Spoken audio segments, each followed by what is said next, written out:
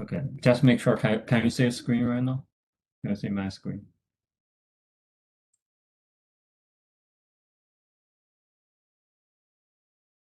Okay, yeah, thank you. Okay, so yeah, as we mentioned yesterday, we're going to do the AD2 version of Lab3. So Lab3 is basically a combination of 2K7, Lab2, and the Lab3. So those are the tasks you're going to do. Okay, so first of all is the 2K7 Lab 2, okay, 7.1 and 7.2. So that will be I think this one, okay, this task one and task two, and also task three. Okay, that's for this three tasks. And for task three, we're going to drop D. Okay, so you don't need to measure the photo resistance. And also we're going to drop okay, I think it should be okay, here is mentioned D and E both dropped. Okay, so in here. And then lab 3 of 2K7, which is task 1, 2, 3, 4. Okay, so which you're going to do all four tasks in here. Okay, so which means we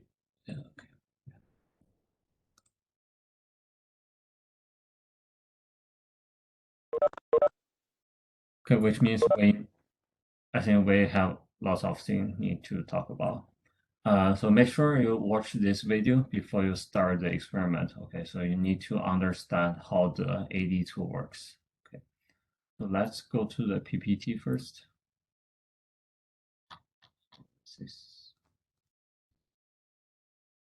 Okay, so basically, you can read through the menu of Lab 2 and Lab 3 so you understand what's going on in here. So first of all, you need to know how to calculate the AC and DC RMS and also the offset. Okay, so there's an equation between AC RMS, DC RMS, and also offset. And then you need to know how to use function generator, which is this equipment right here. So we are not using this week, but I think next week you're going to use this. So try to check the introduction video so you know how to use this. But anyway, next class we will practice how to use function generator. And similarly, the oscilloscope. Okay, so try to check the video to familiar with how to use the benchtop oscilloscope. All right. So basically the function generator, okay, function generator is going to generate like a AC signal, like something like this. Okay, it can generate a sine wave or a triangle wave and also a pulse wave. Okay, any wave in here, the function generator can generate. And basically the AC function, okay, the AC waveform, there's an equation in here. So for example, let's say, I can just write here. So let's say, for example, this is a sine wave. Okay, so this sine wave, we can have a equation for this. Let's call this sine wave yt. And say this yt is equal to amplitude times the name of the function sine wave times 2 pi and then the frequency. And the y offset is plus the offset. You see, that's it. Okay, so in here, this equation could represent any sine wave. Okay, so for example, this A here is amplitude, okay, which is from middle to top of the waveform. That's amplitude. This here, F here, that's a frequency. Okay, so frequency is equal to 1 over period. Okay, so this is 1 period. And this DC is offset. Okay, DC, the offset is just the the average point of the average level of this signal. And also one thing you need to know is the amplitude is half of the peak to peak. Okay, so I think most of the time when you use a function generator, you're using peak to peak as the unit. So you need to make sure you transfer the unit when you have this equation. So I think hopefully after this week or next week, when you are given this equation, okay, so if you have this kind of equation, you're able to draw a waveform. Or if you're given a waveform like this, you should able to write the equation. Okay, so you will have something similar in the lab practical. So make sure you understand how to do this. All right. So then let's talk about AD2 really quick. Okay, so basically the oscilloscope here is help you to show the AC signal. Okay, so it's like visualize uh, the the waveform on the screen here.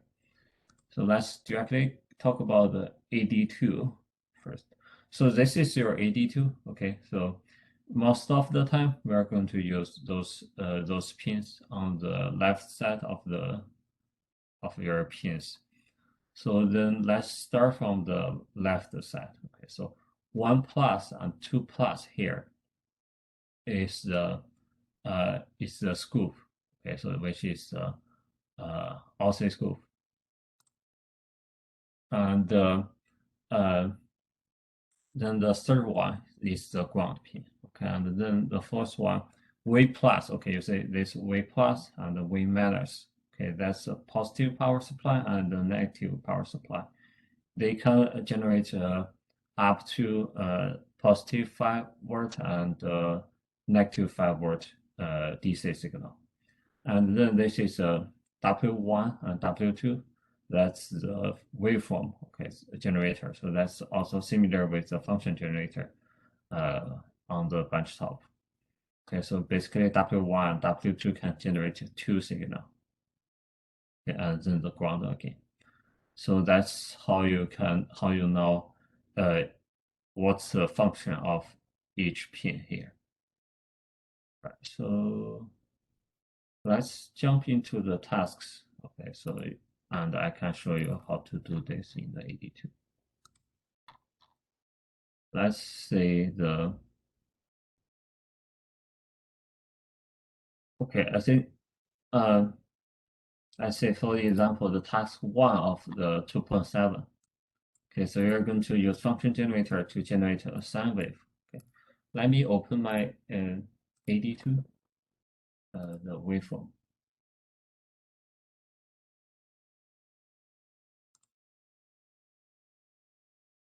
Okay, so I don't have the AD2 with me right now, so I can only use the demo mode. I forgot it in my office. But anyway, I can still show you how to use this.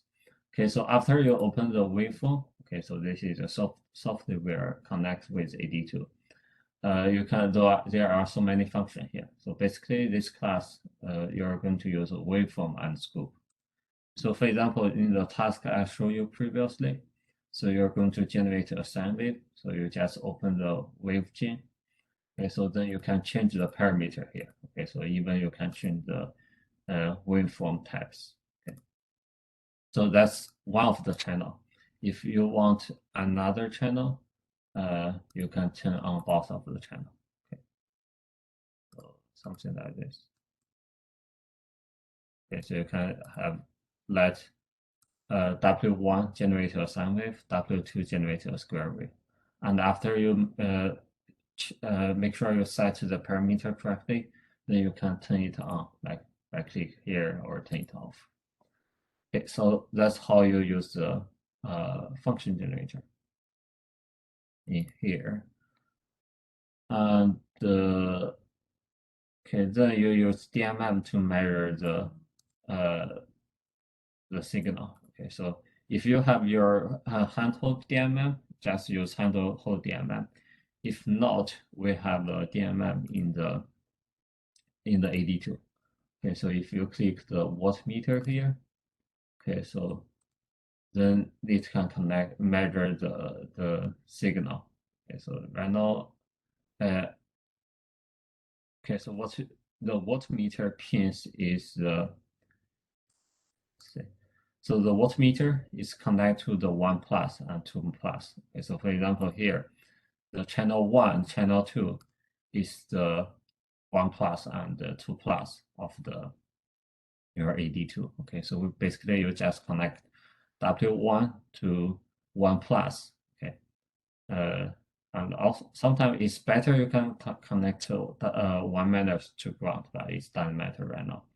Uh, then you should able to measure the RMS value uh, for the signal. Okay, I forgot to show you the equation of the RMS value. Okay, just make sure you go through the PPT really quick by yourself. So this is the equation I mentioned for the sine wave signal. And this is the equation of the DC RMS value. So how to calculate the DC RMS value. Basically, it's the square of DC RMS value is equal to square of AC RMS plus the DC square of DC offset. So this relation tell you if you have the AC RMS and you have the DC offset, you can calculate uh, the DC RMS value.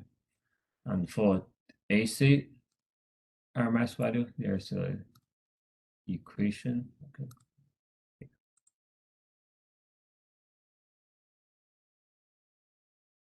So in your lab manual, okay, this table is important. Okay, so this table tell you how to calculate the AC RMS value for different kind of waveform. Okay, so for example, the sine wave is just the amplitude divided by square root of 2. Okay, so that's tell you how to calculate the AC RMS value.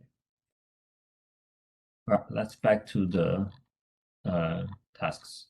Then the task 2 is simple. I think you just build the same circuit in the lab 1. Okay, you verify the Ohm's law again by use AC voltage.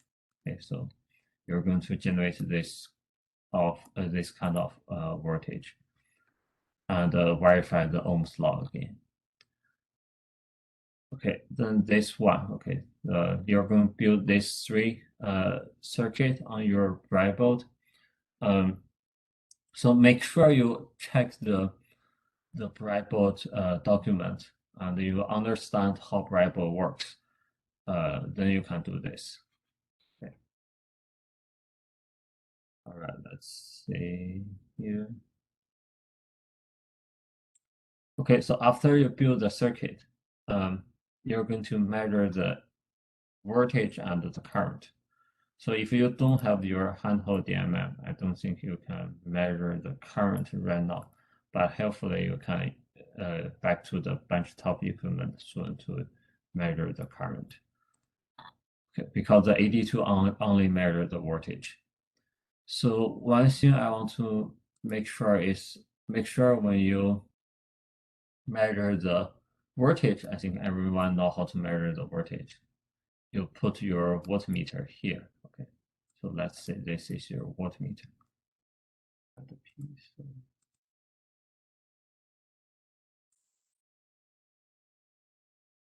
Okay, this is better.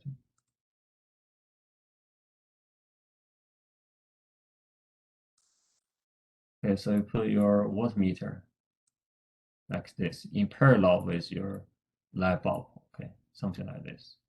But when you measure the current, okay, you make your ammeter in series with your light bulb, something like this.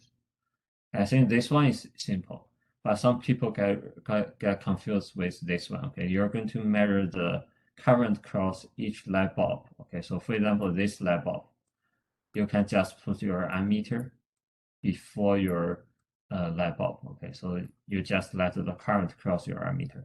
But for this two, okay, this two right here, you need put your ammeter close to your light bulb. Okay, so it's not in here. Okay, not in here. is in right before the light bulb, or you can put in here. Okay, so either way works, but not not like in here. Okay, make sure you measure it very close to the light bulb. Okay. All right, so that's this task right here. Okay. Just be careful when you measure the current, because if you short the ammeter, you will blow the fuse. All right, let's see. Then the Lab3 of the 2K7, which is fourth task of the 29595. Okay, so this task right here, still you're going to use a wavechain to generate this AC signal, and you're going to use the oscilloscope to detect the signal. Okay. So let's show you how to use the oscilloscope. So I click the scope function here, you open the oscilloscope.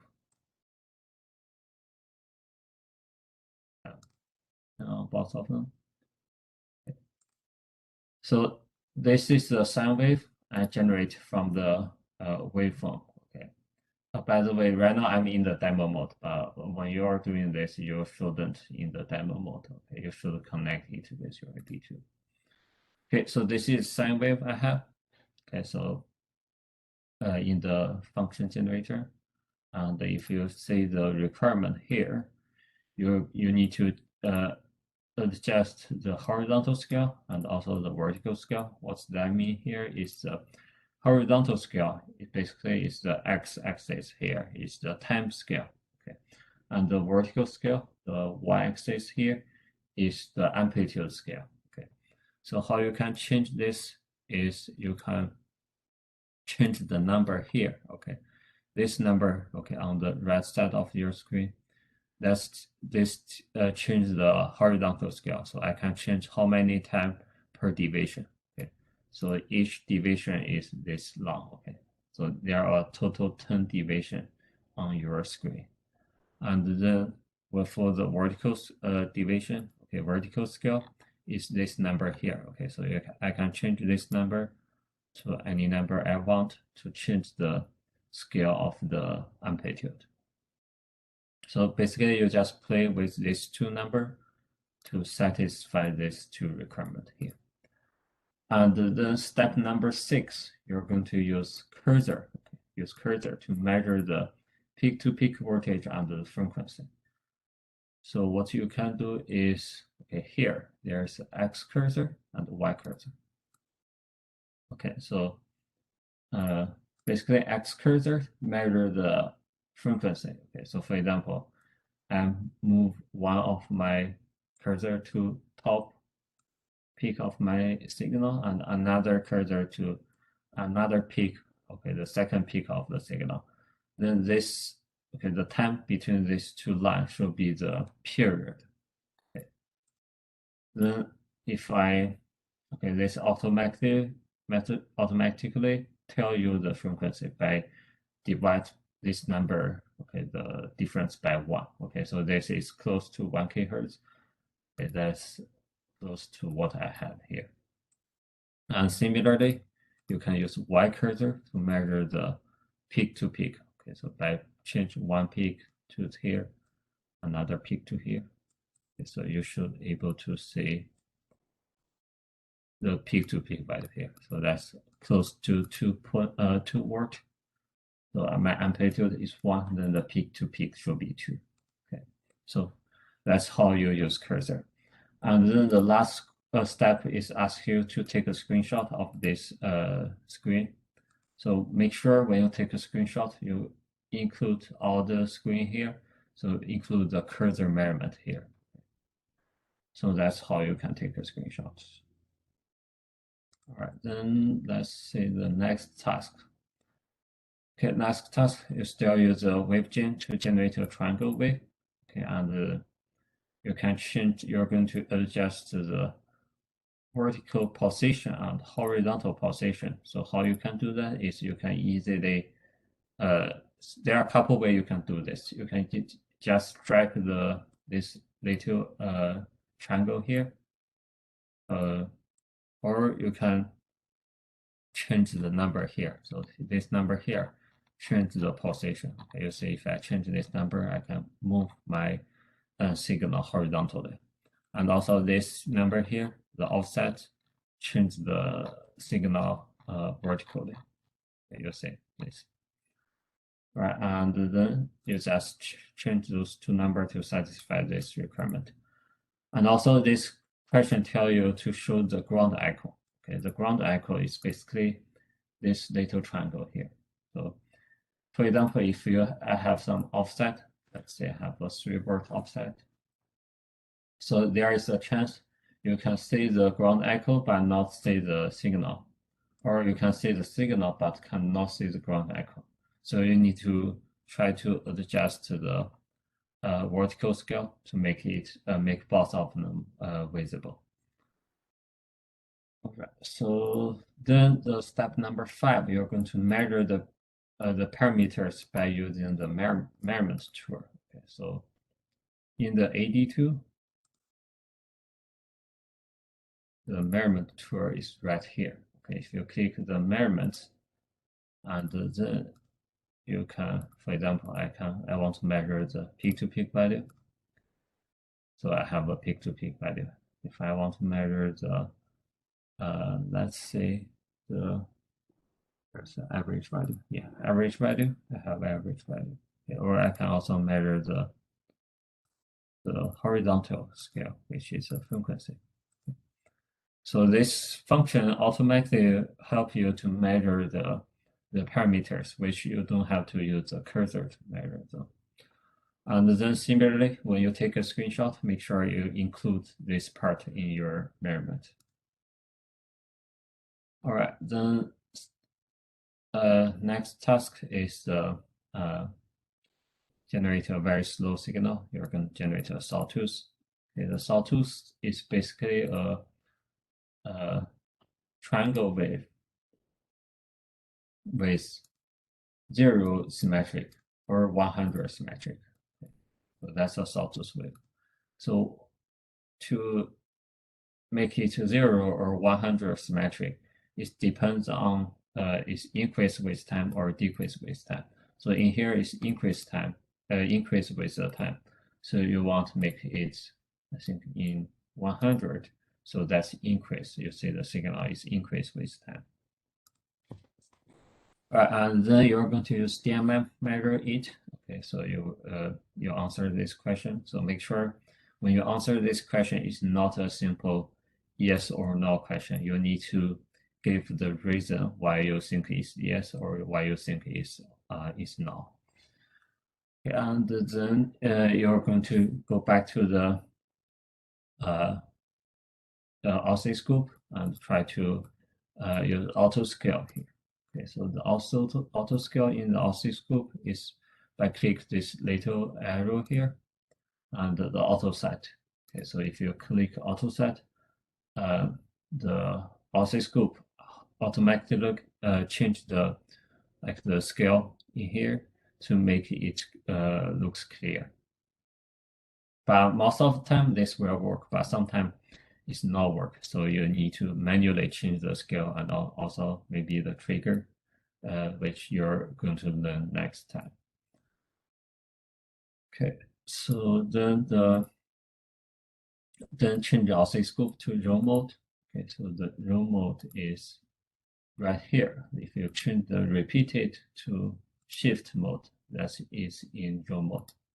The repeated mode is the normal mode. All right. Okay, then you just follow the instruction to make it work. Okay, then the last task. Okay, the last task is the voltage division circuit, which is this circuit right here. Okay, you try to make sure you read the manual, which talk about this task, this circuit. So this is a voltage division circuit. It's just simply R1 two resistor connect in series, and you apply a voltage at here, and then this is the output voltage. So this equation tell you the relationship between V in and V out relate to the R1 and R2 value. So make sure you know this equation, you understand how this works, and probably better remember this equation.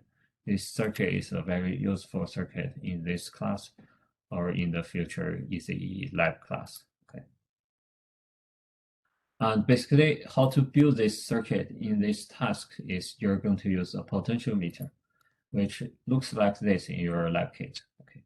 And inside this potentiometer is something looks like this. It's basically a resistive strip and a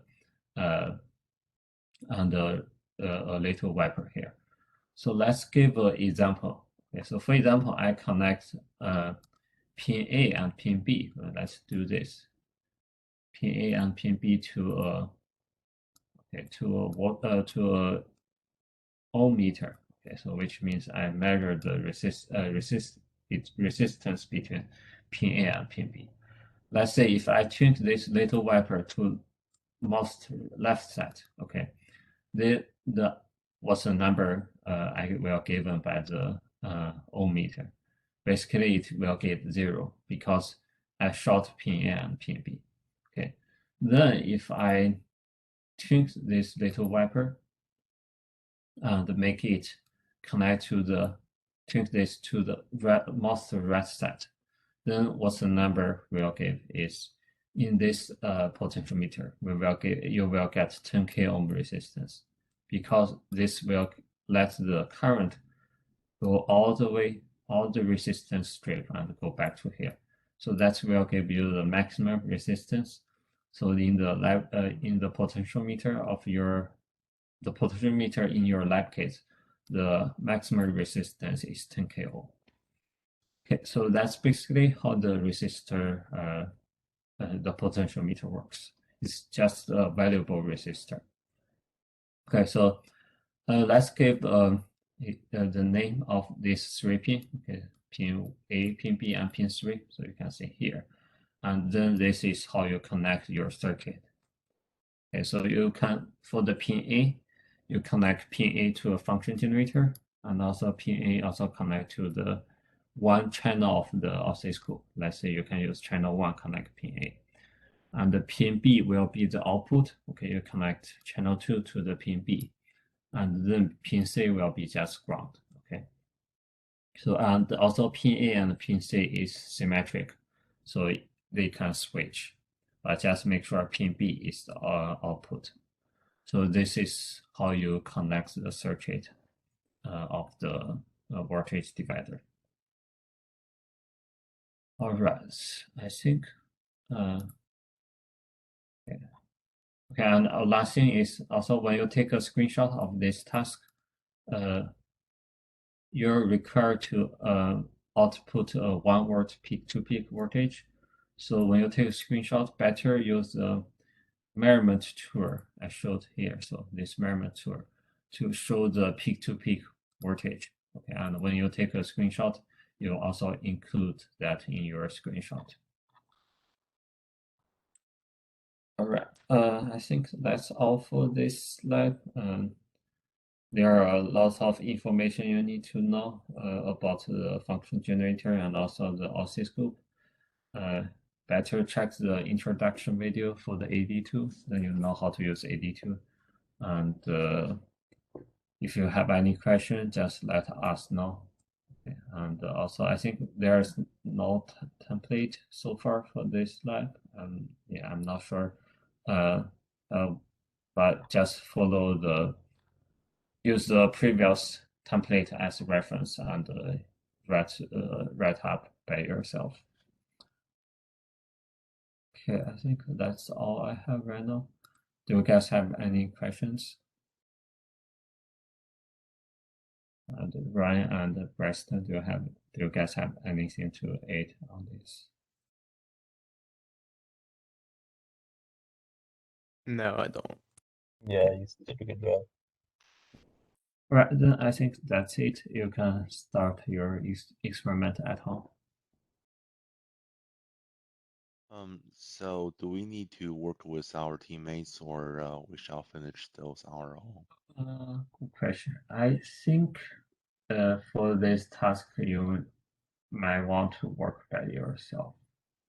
All right. Because that's what we usually did like in previous semester when we do everything remote. We don't have like students don't have partners. But I think you can like work with your partner. Okay, don't like copy the data, but you can work together later.